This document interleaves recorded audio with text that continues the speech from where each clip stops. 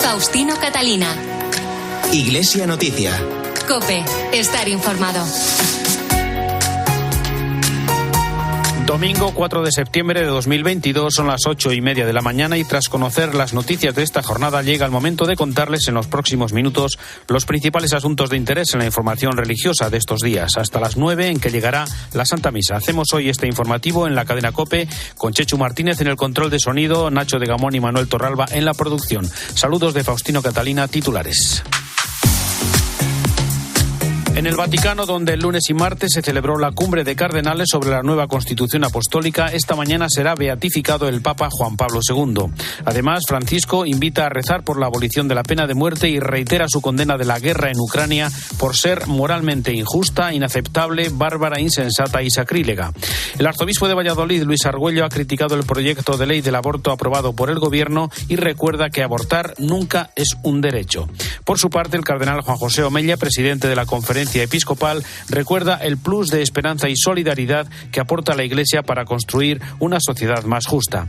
Con el lema "Escucha la creación", desde el jueves se celebra el tiempo de la creación para rezar y cuidar nuestra casa común. Y el Papa recibirá mañana en audiencia al Consejo General de Cáritas Española por el 75 aniversario de su fundación. Faustino Catalina. Iglesia Noticia. COPE. Estar informado. Comenzamos el informativo de hoy en el Vaticano, donde esta mañana se celebra en la Basílica de San Pedro la ceremonia de beatificación del Papa Juan Pablo I, que sucedió a Pablo VI y que falleció tras solo 33 días de pontificado, donde a su vez le sucedió San Juan Pablo II. Fue elegido el 26 de agosto y murió el 28 de septiembre de 1978. Se le conoce y se le recuerda como el Papa de la Sonrisa, porque en ese breve pontificado dejó una profunda huella por su sencillez y su cercanía a la gente, especialmente a los niños. Nos vamos ya a Roma con la crónica de la corresponsal de la cadena COPE, Eva Fernández. Buenos días. Buenos días, Faustino. Los domingos en los que algún nuevo beato o santo sube a los altares en San Pedro se respira algo especial. Casi 44 años después de su muerte, Albino Luciani será el sexto papa del siglo XX en ser beatificado. 4 de ellos ya han sido canonizados. Una ceremonia que será posible gracias a la curación inexplicable de Candela Giarda. Tenía 10 años y padecía una encefalopatía que la dejó al borde de la muerte, pero ocurrió un milagro. Yo soy Candela Giarda y quiero agradecer al Papa Juan Pablo I por esta segunda oportunidad de vida que me dio y al Papa Francisco por invitarnos a la beatificación. Los que le conocieron aseguran que fue mucho más que esa hipnótica sonrisa con la que aparecen las fotografías. Bastó poco más de un mes para que dejara en la Iglesia una huella deslumbrante de buen pastor. Así lo confirma el cardenal Berlamino Estela, postulador de la causa de beatificación. Yo pienso que deja el legado de un pastor humilde, sereno, pobre, que habla a la Iglesia desde una grande autenticidad personal. Es un testimonio de vida que hoy, como siempre, convence. Hoy, durante la ceremonia, se entregará al Papa una reliquia. En esta ocasión se trata de un simple papel con anotaciones sobre las virtudes teologales.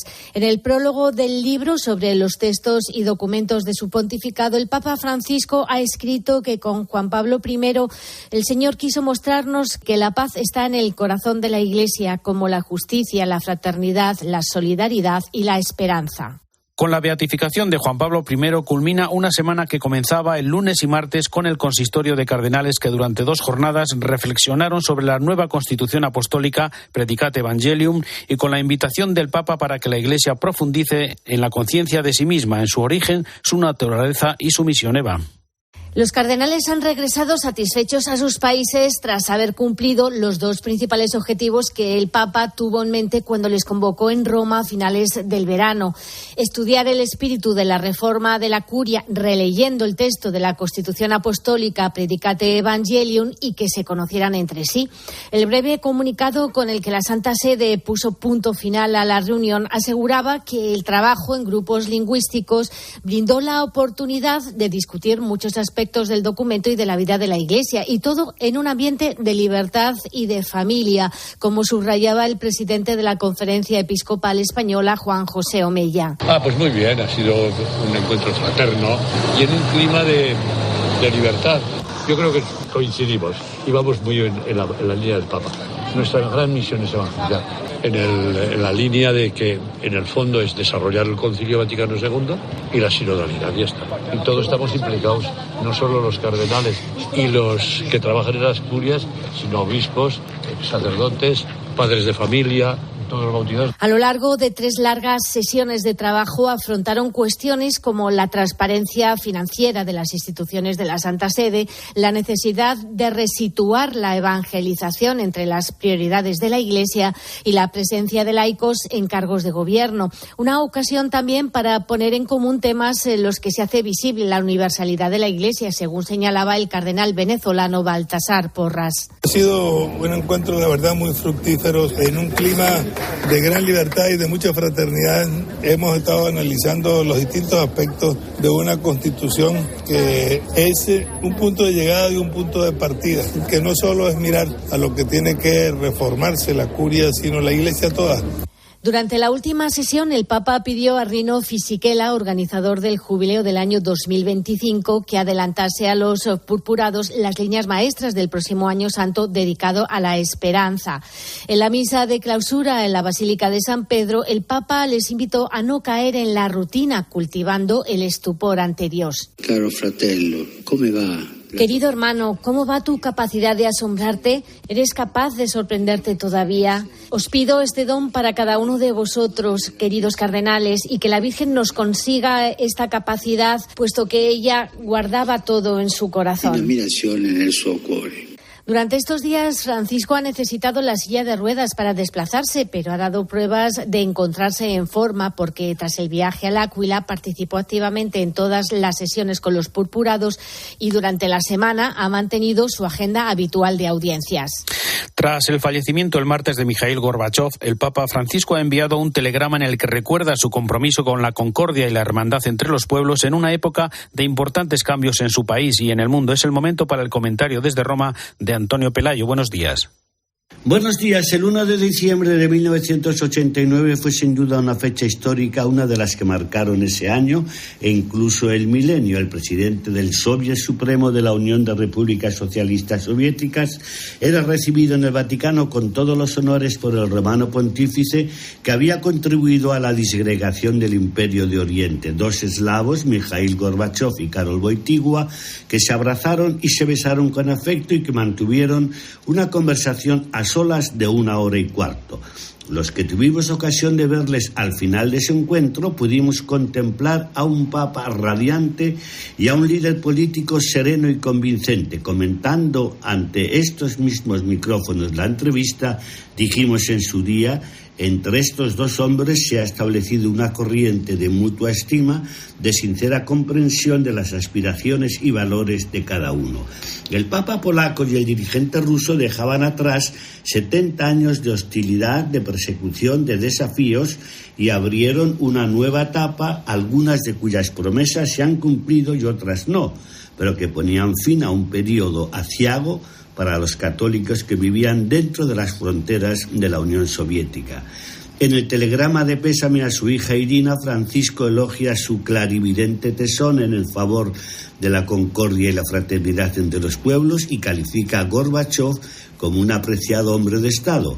Él se había definido como un ateo no practicante y confesó que había sido hecho bautizar clandestinamente por su abuela materna en pleno apogeo del estalinismo. En un viaje oficial a Finlandia se le escapó la jaculatoria «Gloria a Dios».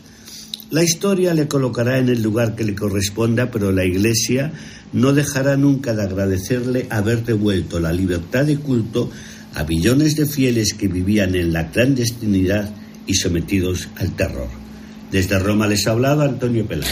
Gracias, Antonio. En la audiencia general del miércoles, Francisco inició un ciclo de catequesis sobre el discernimiento. Manifestó su preocupación por los episodios de violencia en Irak y pidió oraciones por Ucrania tras el último comunicado de condena de una guerra que el Papa considera moralmente injusta, inaceptable, bárbara, repugnante y sacrílega. Cuéntanos, Eva. En su última audiencia de agosto, el Papa ha escogido para sus próximas catequesis uno de los temas angulares de la espiritualidad de San Ignacio, como es el discernimiento. Francisco aseguraba que discernir es un acto vital en la vida que concierne a todos, porque las elecciones son una parte esencial de la vida y además implican esfuerzo, porque Dios nos ha creado libres y quiere que ejerzamos nuestra libertad. Dios quiere que ejercitemos la libertad que Él mismo nos ha dado, construyendo nuestra vida con cada decisión, lo que se convierte en una tarea exigente. Él nos sostiene en este camino y quiere ser amado desde la libertad y no imponiendo su voluntad. Y como en esta semana se conmemoraba el aniversario del inicio de la Segunda Guerra Mundial, el Papa instó a que la memoria de las experiencias pasadas nos empuje a cultivar la paz, en una clara referencia a Ucrania, tal como ha estado realizando desde el inicio de la guerra.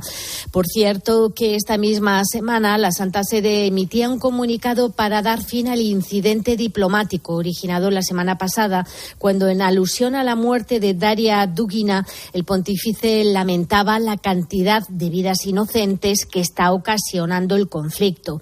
El Vaticano reitera de forma contundente que cuando el Papa se manifiesta sobre Ucrania, de ninguna forma asume una posición política, y reitera que ha sido siempre muy claro en su condena a una guerra iniciada por Rusia, que, como señalabas, es moralmente injusta, inaceptable, bárbara, insensata, repugnante y sacrílega. Contundentes calificativos ante los que el embajador de Ucrania ante la Santa Sede, Andriy Yuraks, agradeció públicamente el comunicado de la oficina de prensa del Vaticano. Y esta semana se ha presentado en el Vaticano una película con motivo del 25º aniversario de la muerte de la Madre Teresa de Calcuta, que se cumple mañana, lunes 5 de septiembre. Mientras tanto, destacados actores, cantantes y representantes del mundo de la cultura han participado en un encuentro sobre el uso de las artes, los medios de comunicación y el entretenimiento para promover el bien común y fomentar la cultura del encuentro. Ya tan solo el título, Madre Teresa, no hay amor más grande, marca el contenido de un documental que se ha realizado junto a las misioneras de la Caridad de Madre Teresa en los 5 continentes y que cuenta con muchas imágenes inéditas que relatan las etapas más destacadas de la vida de la santa, desde la atención a los sin techo en el sur del Bronx hasta la ayuda a los refugiados venezolanos en la frontera de Brasil, pasando por el cuidado de los pobres en la selva amazónica, la atención a los niños discapacitados en los barrios marginales de Nairobi, a los drogadictos en las afueras de Río de Janeiro, o su trabajo continuo en favor de los enfermos y moribundos en Calcuta. A la presentación asistieron algunas hermanas que residen en Roma. Para nosotras es una alegría y una inspiración siempre ver a nuestra madre, porque lo primero que quería ella es que el amor de Dios se diera a conocer a todo el mundo. Y ella continúa su labor desde el cielo. Ella no quería darse importancia a ella misma, pero quería propagar el amor de Dios especialmente a los pobres de los más pobres. También esta semana el Papa se reunió en la sede de la Academia de las Ciencias del Vaticano con los participantes en el primer encuentro Vite Summit, una organización internacional que reúne a celebridades del mundo del espectáculo interesadas en introducir a Dios en las artes y el entretenimiento para promover la unidad, la esperanza y el encuentro entre las personas. Durante un largo encuentro de más de 2 horas, el Papa les pidió compromiso para mejorar el mundo con su arte y les recordó que son apóstoles de la belleza. Gracias, Eva. En el vídeo con la intención de oración de septiembre, el Papa Francisco invita a rezar por la abolición de la pena de muerte en el mundo entero, que, recuerda, jurídicamente no es necesaria y moralmente es inadecuada. Desde un punto de vista jurídico, no es necesaria. La sociedad puede reprimir eficazmente el crimen sin quitar definitivamente a quien lo cometió la posibilidad de redimirse. Siempre, en toda condena, debe haber una ventana de esperanza. La pena capital no ofrece justicia a las víctimas, sino que fomenta la venganza y evita toda posibilidad de deshacer un posible error judicial. Por otro lado, moralmente la pena de muerte es inadecuada. Destruye el don más importante que hemos recibido, la vida. Según datos de Naciones Unidas, unos 170 estados han abolido la pena de muerte. Sin embargo, la pena capital se sigue aplicando en 55 países de varios continentes y por eso Francisco hace un llamamiento para lograr su abolición, ya que es inadmisible a la luz del Evangelio. No olvidemos que hasta el último momento una persona puede convertirse y puede cambiar. Y a la luz del Evangelio, la pena de muerte es inadmisible. El mandamiento "no matarás" se refiere tanto al inocente como al culpable. Por eso pido a todas las personas de buena voluntad que se movilicen para lograr la abolición de la pena de muerte en todo el mundo. Más cosas en Iglesia Noticia. El Consejo General de Cáritas Española se encuentra en Roma, ya que mañana tendrá una audiencia privada con el Papa Francisco y se entrevistará con representantes de Cáritas Internacional. Vicente Martínez, delegado episcopal de Cáritas Española. Vamos a participar todo el Consejo General de Cáritas. El Consejo representa todas las Cáritas diocesanas. Era la manera de decir, queremos que toda Cáritas se acerque al encuentro con el Papa, ¿no? Con el objetivo, en primer lugar, de manifestarle nuestra comunión. Cáritas es la Iglesia al servicio de los más pobres, nuestro más sentido de comunión con el Papa y con toda la Iglesia, ¿no? Y expresarle, pues, que nuestra acción caritativa es una caridad eclesial, no es de una ONG. Y queremos también pedirle que nos cuente por dónde cree él que debemos caminar, Cáritas. El amor de Cristo lleva al mundo a la reconciliación y la unidad. Es el lema que preside la 9ª Asamblea General del Consejo Mundial de las Iglesias, que hasta el próximo jueves se celebra en la ciudad alemana de Karlsruhe. Participan 800 delegados de 350 iglesias. Corresponsal en Berlín, Rosalía Sánchez. La reunión, que se celebra cada 8 años y que en esta ocasión se prolongará hasta el 8 de septiembre, convoca a 800 delegados de 350 iglesias cristianas de todo el mundo. Y los ojos están puestos en los representantes de las iglesias ortodoxas rusa y ucraniana, que se sientan a la misma mesa por primera vez desde que comenzase la invasión en febrero. El presidente alemán, Frank-Walter Steinmeier, ha sido muy duro con la iglesia ortodoxa rusa en su discurso de inauguración. La ha acusado de justificar una guerra de agresión contra sus propios hermanos y hermanas en la fe, de disfrazar la ideología totalitaria de teología. Ningún cristiano puede aceptar eso, les dijo. Y la conferencia mantiene la esperanza de un acercamiento a lo largo de la reunión, como ha subrayado también la obispa Petra Bosch-Huber, vicepresidenta del Consejo Evangélico Alemán. Quizá nunca antes como ahora haya sido tan necesaria una reunión como esta. Espero que permanezca en el centro de todas nuestras reuniones una frase importante. Dios ama la vida.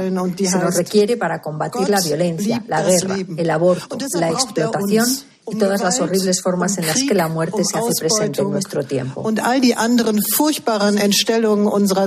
obispo Georg Betzing, presidente de la Conferencia Episcopal Católica Alemana, ha aprovechado el encuentro para desear que la Iglesia Católica aprenda del diálogo ecuménico que se manifiesta en esta conferencia en su camino hacia una mayor sinodalidad, ha dicho, y una participación más amplia de las bases en la configuración de la vida de la Iglesia. El lema de esta edición de la conferencia es «El amor de Cristo lleva al mundo a la reconciliación y a la unidad». Y la propuesta consiste en meditar y discutir la importancia de la compasión de Cristo en un mundo marcado por la emergencia climática, la injusticia económica, la revolución digital y los populismos nacionales alimentados por el miedo al otro. Iglesia Noticia. COPE. Estar informado. UMAS, mutua especialista en seguros para el sector educativo. Ofrecemos una solución integral para los colegios y guarderías. Daños patrimoniales, responsabilidad civil, accidentes de alumnos. Más de 800 centros ya confían en nosotros. Visítanos en umas.es. UMAS, más de 40 años de vocación de servicio. Faustino Catalina. Iglesia Noticia. COPE. Estar informado. Tiempo ahora para la actualidad en España. El Consejo de Ministros aprobó el martes el proyecto de ley del aborto con el que se blinda este y otros derechos sexuales y reproductivos de la mujer en la sanidad pública. El texto, que seguirá ahora el trámite parlamentario, excluye el consentimiento paterno para que las chicas de 16 y 17 años puedan interrumpir su embarazo de forma voluntaria. Garantiza también el derecho de acceso a la píldora del día después para evitar embarazos no deseados en centros de salud y especializados. Una ley que ha criticado el secretario general de la Conferencia Episcopal Española, Luis Argüello. No se puede considerar progresista la imposición de la voluntad de poder y del derecho a decidir de una persona sobre alguien tan frágil, tan vulnerable, que es ya una nueva persona que está en el seno de una mujer embarazada. El arzobispo de Valladolid ha recordado que abortar nunca es un derecho y que esta nueva ley del aborto suprime la información y reflexión como algo previo e imprescindible para tomar una decisión tan grave para la vida de otra persona. Considera que negar esa información y reflexión es todo un síntoma de una manera de gobernar. En una situación de invierno demográfico, en una situación en la que los avances de la ciencia permiten decir de manera indubitable que en el seno de una mujer hay una nueva vida, el plantear el aborto como un derecho y el tratar de resolver el conflicto, que reconozco que pueda producirse en determinadas situaciones, pensar que la solución de ese conflicto sea aniquilar al que además es el más débil, francamente es algo tremendo. Por su parte, el director de Familia y Derecho a la Vida en la Conferencia Episcopal, Miguel Garrigós, ha lamentado también que los gobernantes, en lugar de impulsar medidas que incentiven la conciliación familiar y laboral o ayuden a las familias, más aún en el actual contexto de invierno demográfico, legislen contra la natalidad. Creo que hay que estar más en esta clave positiva de fomentar la paternidad, la maternidad, de ayudas a las familias. Creo que ahí es donde tenemos que poner el empeño realmente.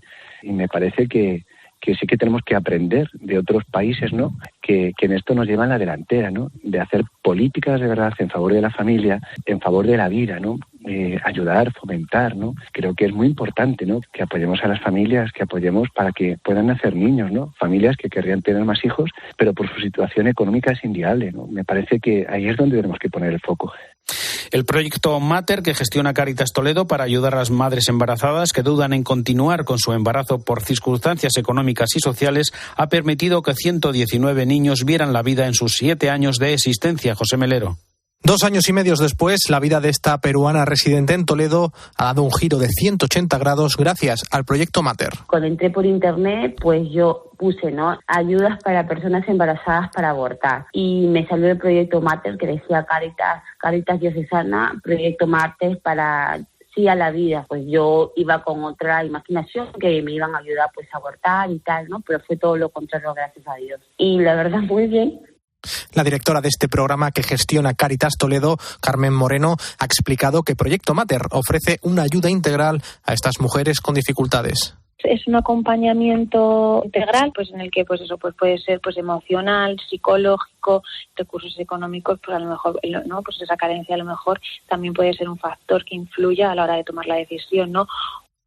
Moreno dice que la mayoría de las que llaman a la puerta del proyecto Mater no lo hacen solo por necesidades económicas, sino porque se han visto abandonadas por su entorno ante su negativa de abortar. Recursos económicos, pues sí, es verdad que a lo mejor si es el 4º hijo, pues hay una dificultad, o si tienes que dejar de trabajo porque te echan, pero muchas veces es verdad que tendemos, ¿no?, a decir, pues es porque no hay recursos económicos, puede darse, pero también es mucho por las presiones sociales.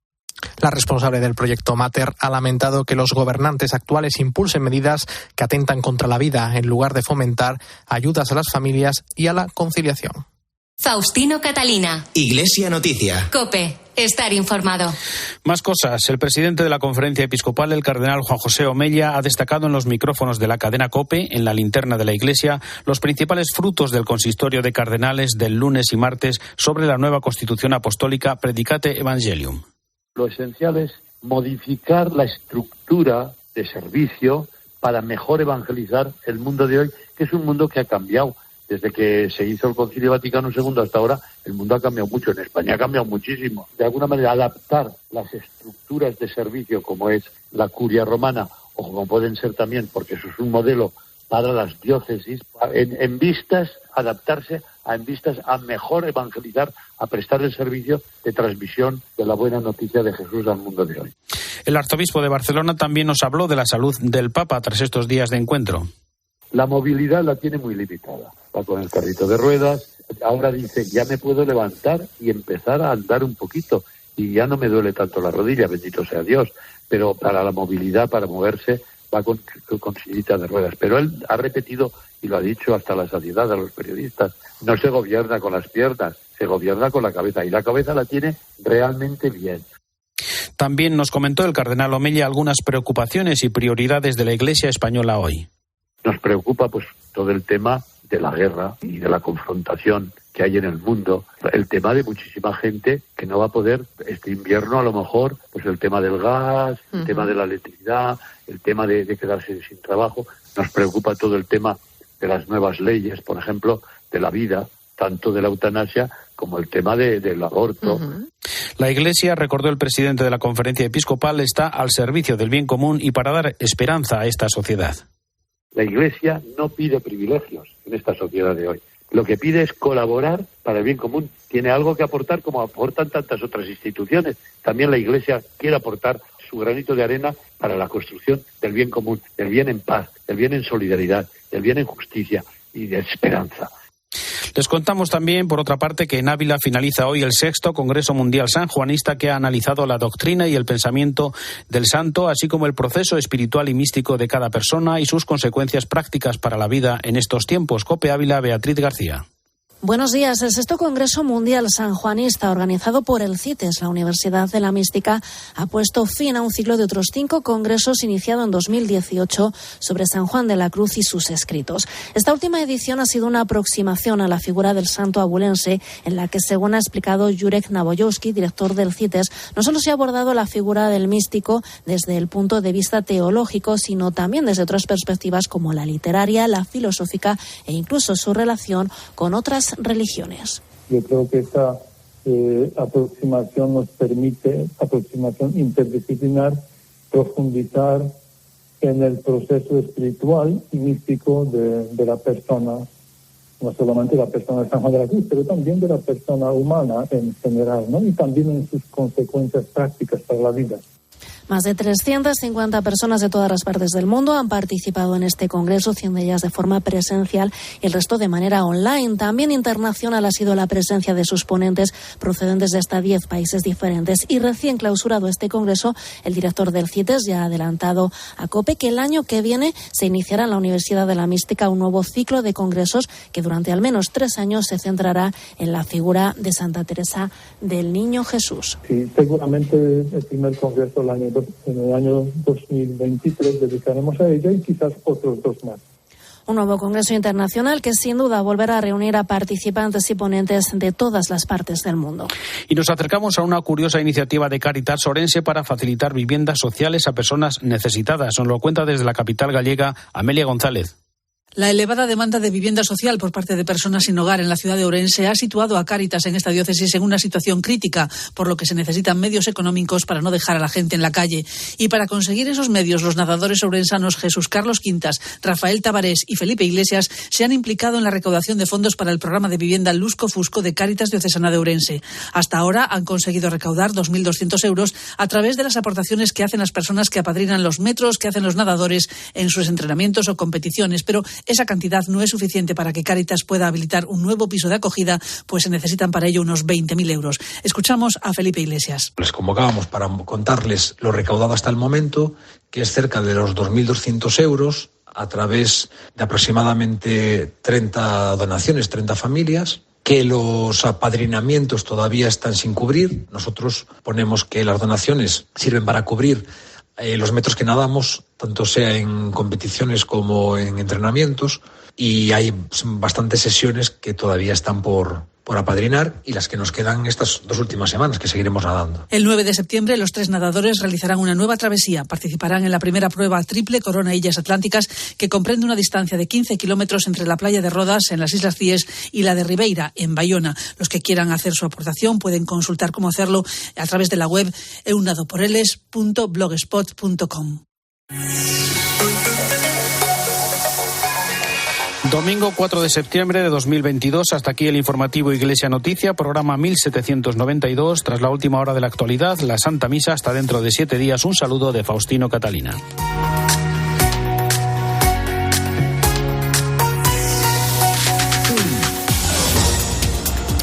Buenos días. La Unión Europea asegura que está preparada para hacer frente al corte de gas ruso y que las reservas son suficientes. Desde el Kremlin insisten en que el cierre del grifo a Europa se debe a problemas técnicos, versión a la que Bruselas sigue sin dar credibilidad. Un gas que influye en el precio de la luz, que hoy nos da un respiro, 192 euros el megavatio hora de media, que es el precio más bajo desde finales de junio.